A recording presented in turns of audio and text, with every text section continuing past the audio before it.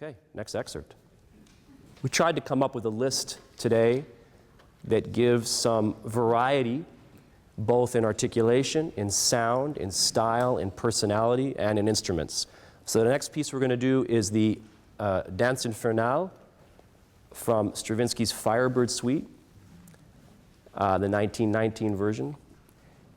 This is a complete ballet, but as very often you'll hear symphony orchestras play a shortened version, a suite version, 1919 version.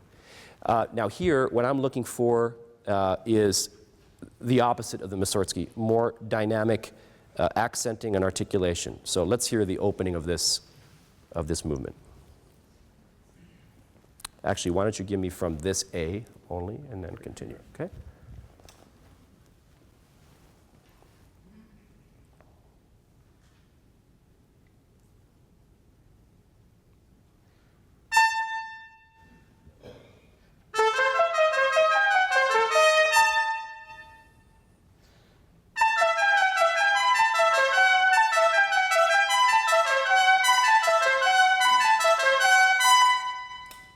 Bravo.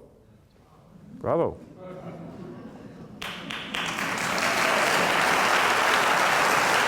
Very good.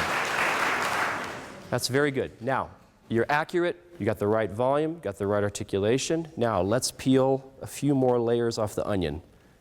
Can you give it a sense of direction? You know, again, to be a principal player, it's of course, you have to have the technical mastery to play your instrument, of course. But you also have to have a sense of leadership that when you're playing a part like this and the whole brass section's with you, they feel your intention musically. Not just playing perfect notes. A lot of people can do that. But you got to be a little more special than that even in the audition. So I would just say, let's go slow-mo. I love the beginning. Let's do slow-mo the last 6 or 7 bars. I'd like to hear you go to the high B.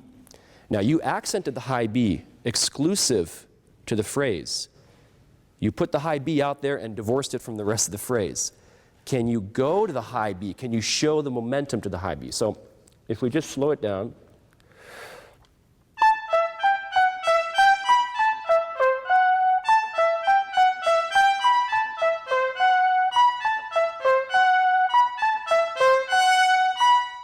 So you always are going to that B. Let's hear that in slow-mo.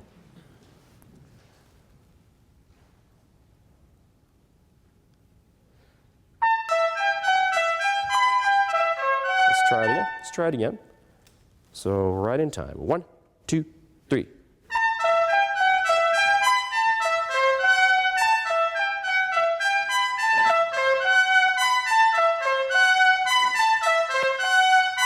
That's it.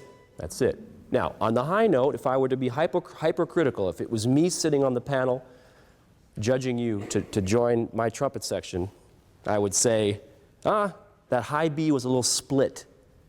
Has a little bit of a burr on the attack.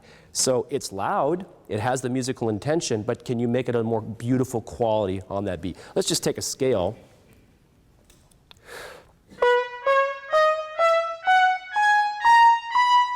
See if that high B can be really pure as the other notes. A little slower. The B's good, fix the G sharp. Let's do it slower. 1, 2, 3, 4.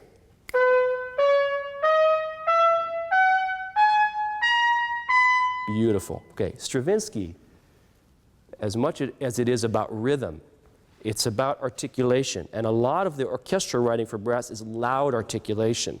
When I go back and listen to recordings of Stravinsky conducting his music, you hear it kind of sounds a little bit angry, and sometimes it has this kind of crackly articulation.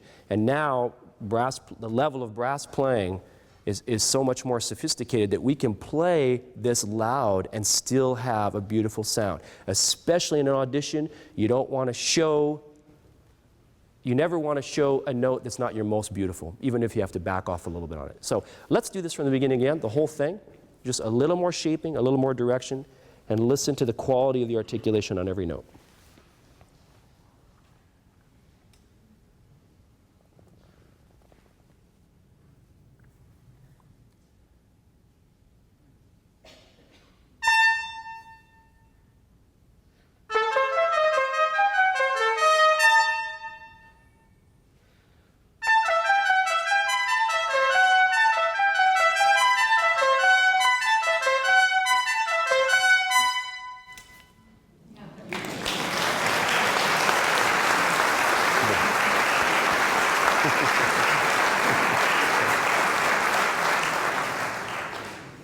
We have time to do the next one? Let's do the next one here. Same idea, different key.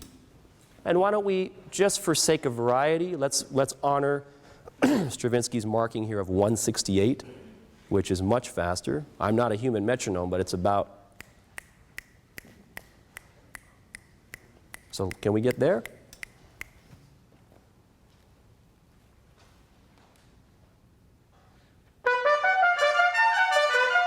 I do this again. I'm not even worried about the accuracy so much as the direction. Ba, ba, ba, ba, ba, ba, ba, ba, ba, ba, ba. Show us your intention.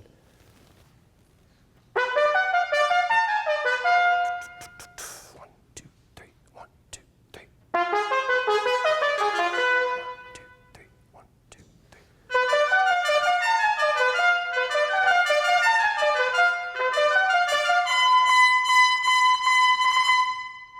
Yeah, great, great, great.